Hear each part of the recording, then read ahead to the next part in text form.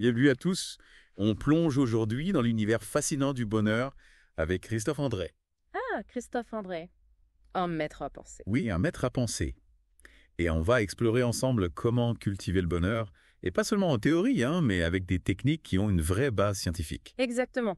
Parce que ce qui est passionnant chez André, c'est ce mélange de sagesse, vous savez, philosophique et d'approche scientifique du bien-être. Oui, c'est ça, on n'est pas dans le développement personnel à l'eau de rose, là. Non, non, non, loin de là.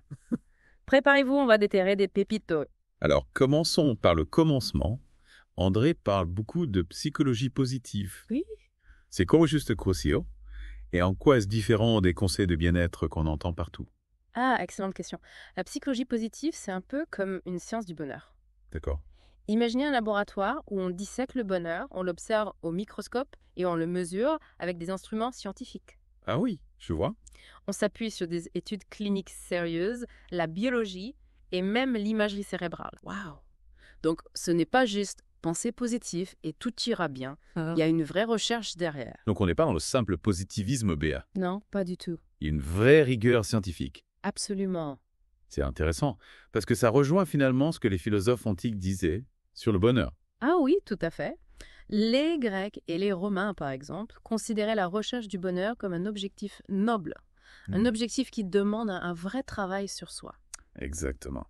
Ce n'était pas juste une question de chance ou de circonstances extérieures. Et justement, pour illustrer ce travail sur soi, André utilise une analogie très parlante. Oui. L'image de la corde et de ses brins. Ah oui, c'est très parlant.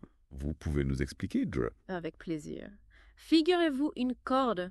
Chaque brin, tout seul, est fragile. Il ne peut pas soulever grand-chose. C'est vrai. Mais quand on les tresse ensemble, ils forment une corde solide, Ah oui? capable de supporter des poids importants. D'accord. Eh bien, c'est pareil pour le bonheur. Ah oui. Je vois l'image. Chaque petit effort, Oui. chaque action positive. Exactement. C'est comme un brin de la corde. Tout à fait. Pris isolément, ça peut sembler insignifiant. Oui. Mais ensemble, ça crée une force puissante. Exactement. C'est la somme de nos efforts, de nos choix, qui construit notre bonheur. André compare même ça à une alimentation équilibrée. Ah oui, Il faut de la variété, différents ingrédients pour un bien-être optimal. oui, c'est vrai.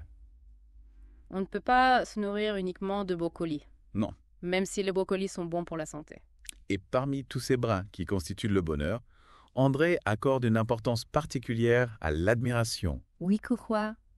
L'admiration, c'est cette émotion positive qu'on ressent face à quelque chose qui nous dépasse, qui nous inspire. Tiens. Ça peut être une personne, une œuvre d'art, un exploit sportif, un paysage grandiose. D'accord.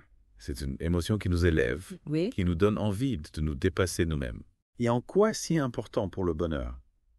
On a l'impression que c'est une émotion secondaire. Pas du tout, Sophie. Pas aussi essentielle que l'amour ou la joie, par exemple. Non, l'admiration nous connecte à ce qui est beau, bon courant. Mhm. Elle nous nourrit, nous enrichit Oui. et nous donne une vision plus positive de la vie. D'accord. C'est comme si on ouvrait une fenêtre sur un monde plus vaste, plus lumineux. Oui, c'est beau. Et puis, l'admiration nous inspire à devenir meilleurs de nous-mêmes. Ah oui. Quand on admire quelqu'un, on a envie de cultiver les qualités qu'on admire chez cette personne. Mais est-ce que tout le monde est capable d'admirer? N'y a-t-il pas des obstacles à l'admiration? Oui, bien sûr. Parfois, on a plutôt tendance à envier les autres, à se comparer, Oui. à se sentir inférieur. André observe justement que l'insécurité peut être un frein à l'admiration. Oui. Surtout quand il s'agit d'admirer les autres. On peut se sentir menacé par le talent ou le succès des autres au lieu de simplement s'en réjouir. C'est vrai. C'est un vrai défi, cultiver l'admiration sans se sentir diminué. Oui, c'est tellement vrai. Souvent, on se dit pourquoi lui et pas moi? Oui, Au lieu de se dire waouh, c'est incroyable ce qu'il a accompli. exactement. C'est un travail sur l'estime de soi, Oui, sur la confiance en ses propres capacités. tout à fait. Si on est bien dans notre peau, Oui, on est plus enclin à admirer les autres sans se sentir menacé. absolument. L'enjeu, c'est d'apprendre à apprécier les forces des autres sans pour autant nier les siennes. Oui. C'est comme dans une équipe de football. D'accord. Chaque joueur a son rôle à jouer, ses talents spécifiques. On peut admirer le talent d'un attaquant sans pour autant se sentir moins bon en tant que défenseur. Oui. L'important, c'est de jouer ensemble, en équipe, pour atteindre un objectif commun. Et justement, en parlant de choses qui nous nourrissent, André aborde aussi la question de l'alimentation et de son lien avec le moral. Oui, Est-ce qu'il suffit de manger des bananes pour être heureux? Ah, si seulement c'était aussi simple. Non, André ne dit pas qu'il faut se gaver de bananes pour être heureux. Non. Ce qu'il souligne, ce sont les nombreuses recherches qui montrent l'impact positif d'une alimentation saine sur le bien-être mental. OK. Réduire la viande et le sucre, augmenter les fruits et légumes. Mhm. Tout ça a un effet bénéfique sur notre humeur, notre niveau d'énergie et notre capacité à gérer le stress. Donc, la prochaine fois qu'on est à 2 doigts de craquer pour une montagne de bonbons, Oui. on est en psychologie positive. Exactement, On opte pour une belle salade de fruits. C'est bien ça. exactement. Et je vous pose la question à vous. Quel est votre rapport à l'alimentation? Pensez-vous que vos choix alimentaires influencent votre humeur aujourd'hui? C'est une question qui mérite réflexion. Parce que Mm. on a souvent tendance à dissocier alimentation et bien-être mental. Oui. Mais une vraie connexion. Donc, parlons de choses qui font du bien à l'esprit. Oui. André mentionne un mot assez intriguant. Ah. Alléluia. On n'est pas à la messe là, non. Non, rassurez-vous. Alléluia, ce mot qui évoque la joie, la gratitude, Oui. la célébration de la vie. André l'utilise dans un sens plus large que sa signification religieuse, D'accord. pour exprimer les d'exister. Oui, ça. Comme un cri du cœur qui dit « Merci la vie Ah oui, je comprends. Ah. C'est comme quand on admire un coucher de soleil magnifique, ». Oui, ou qu'on savoure un moment de bonheur simple et intense. exactement. On a envie de crier Alléluia. Et vous, quel mot ou quelle expression vous vient à l'esprit pour célébrer la joie d'être en vie? C'est une belle question. Personnellement, j'aime beaucoup l'expression « Quelle chance on a ». Ah oui. Elle exprime une gratitude simple et profonde pour le cadeau de l'existence. C'est comme si on prenait conscience de la préciosité de chaque instant. Oui, c'est beau. C'est une expression qui fait vibrer la corde sensible de la gratitude. Et dans cet esprit de gratitude et de célébration de la vie, André parle aussi de l'altruisme joyeux. L'altruisme joyeux. Ça sonne comme une recette de bonheur contagieuse. Ah oui. C'est l'idée qu'on peut être heureux en rendant les autres heureux. Exactement. C'est l'idée que le bonheur et la générosité se nourrissent mutuellement. Oui. Aider les autres nous rend heureux. Et quand on est heureux, on a plus envie d'aider les autres. Voilà, c'est beau ça. C'est un cercle vertueux, Oui. une spirale positive qui nous emporte vers le haut. On a souvent l'impression que l'altruisme, Oui. c'est un sacrifice, un effort sur soi. Alors qu'en fait, ça peut être une source de joie profonde. Tout à fait. Et André souligne que le véritable altruisme doit être nourri par l'affection, Oui. le plaisir de donner, et non par le devoir ou la culpabilité. Non. Ce n'est pas de l'altruisme si on le fait à contre-cœur, Non. par obligation. C'est comme offrir un cadeau. Si on le fait avec joie, Oui, avec l'envie de faire plaisir. exactement. Le cadeau a beaucoup plus de valeur Oui, que si on le fait par obligation. tout à L'altruisme, c'est un cadeau qu'on fait aux autres, Oui. mais aussi à soi-même. Magnifique analogie. Et en parlant d'action, André a une approche très pragmatique du bonheur. Ah oui. Il n'est pas du genre à rester assis à méditer sur le sens de la vie. Non. Il aime dire « bouge-toi les fesses Ah oui. Ça, c'est du Christophe André pur jus. ». Ah, on imagine bien la scène. Oui.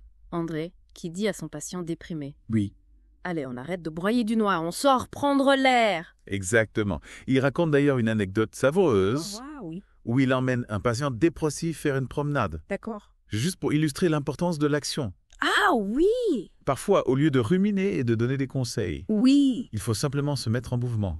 C'est génial. Parfois, on a juste besoin d'un petit coup de pied aux fesses pour sortir de l'inertie et retrouver le dynamisme aidant.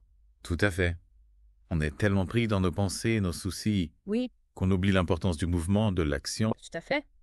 La promenade est un excellent exemple. Ah oui. C'est une activité simple et accessible Oui. qui fait des merveilles pour le moral. Oui.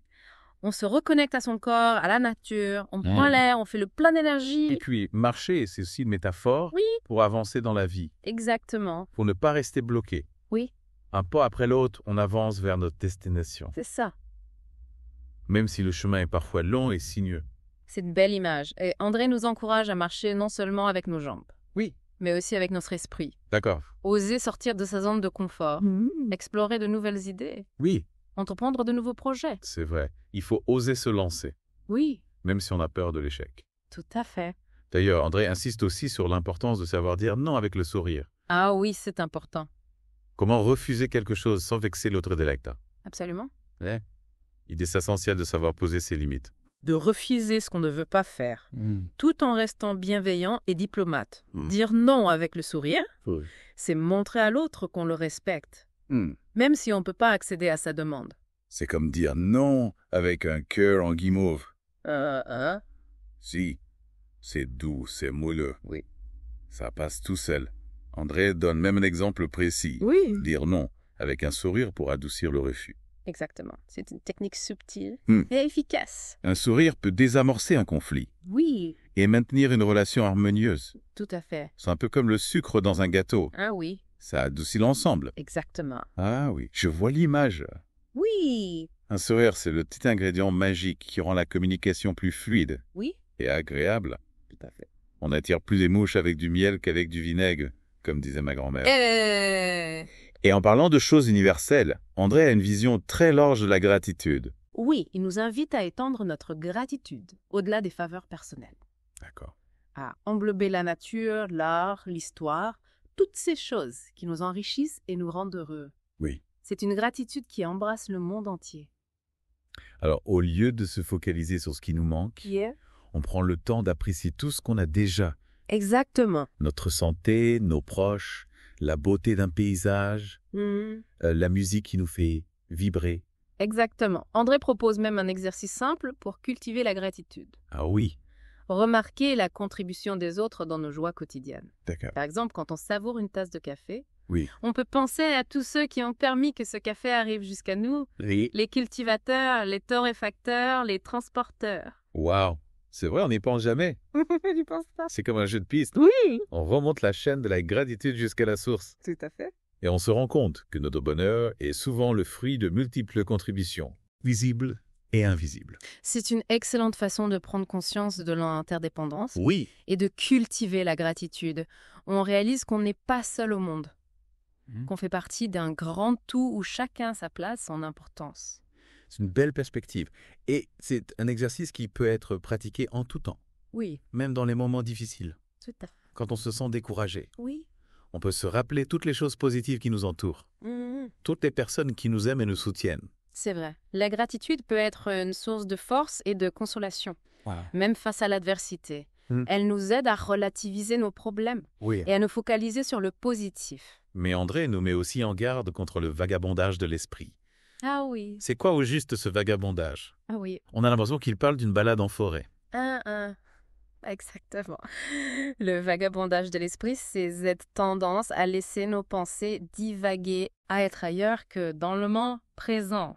Oui, On rumine le passé, oui, on s'inquiète pour le futur. d'accord. On se laisse distraire par mille et une pensée parasite. Ah oui. Et les recherches montrent que cela a un impact négatif sur le bonheur. Ah bon? Oui.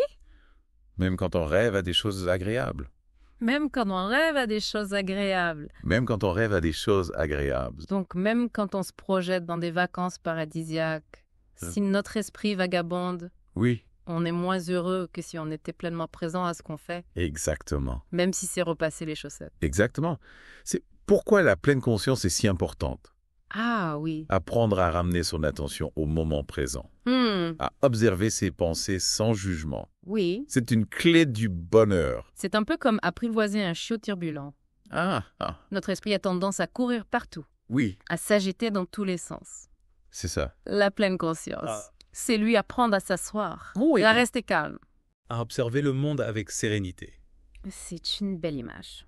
Et il existe de nombreuses techniques pour développer la pleine conscience.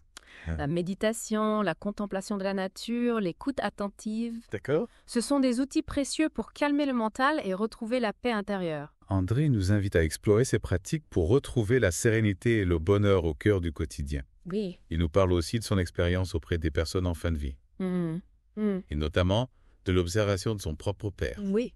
C'est un témoignage poignant Oui, très. sur la force de l'esprit humain face à la perspective de la mort. Oui, c'est un passage très touchant.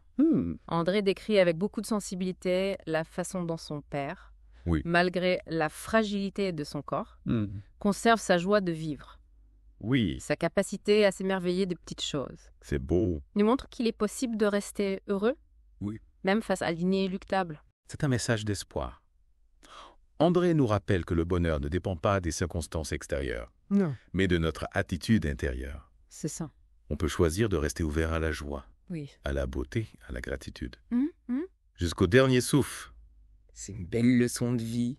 Et André nous encourage à réfléchir à ce qui nous apporte un bonheur profond et durable. Un bonheur qui transcende les épreuves. Oui. Et nous accompagne tout au long de notre existence. Et pour finir notre exploration du bonheur selon Christophe André, Oui. je voudrais revenir sur une idée qui m'a particulièrement marquée. Cette citation. Fais en ton mieux et n'oublie pas d'être heureux. Ah oui, c'est une citation magnifique. Elle résume parfaitement la philosophie d'André. Oui, c'est... Le bonheur est à la fois un effort Mhm. et un don, Oui, un chemin et une destination. c'est vrai. Il faut s'engager activement dans la construction de son bonheur, Oui. tout en restant ouvert à la joie, à la beauté, à la gratitude qui se présente à nous chaque jour. C'est un message simple, mais tellement puissant. Oui, C'est comme une boussole qui nous guide sur le chemin du bonheur. exactement. On a tous le potentiel d'être heureux. Mais il faut y mettre du sien. Oui, Cultiver les bonnes habitudes. oui, tout à fait. Nourrir les émotions positives. Exactement. Le bonheur n'est pas un dû. Mm. C'est une conquête. Mm. Un apprentissage constant. Oui. Et Christophe André nous donne les clés pour réussir ce magnifique voyage in l'Évoque. Merci beaucoup pour toutes ces explications éclairantes. Avec grand plaisir. J'espère que nos auditeurs ont apprécié cette plongée dans l'univers de Christophe André. Oui. N'oubliez pas que le bonheur est à portée de main. Mmh. Il suffit de tendre la main et de le cueillir. Et à nos auditeurs, je souhaite une belle continuation sur le chemin du bonheur fil. N'oubliez pas que chaque petit pas compte, chaque acte de bienveillance, chaque moment de gratitude contribue à créer un monde plus beau et plus lumineux.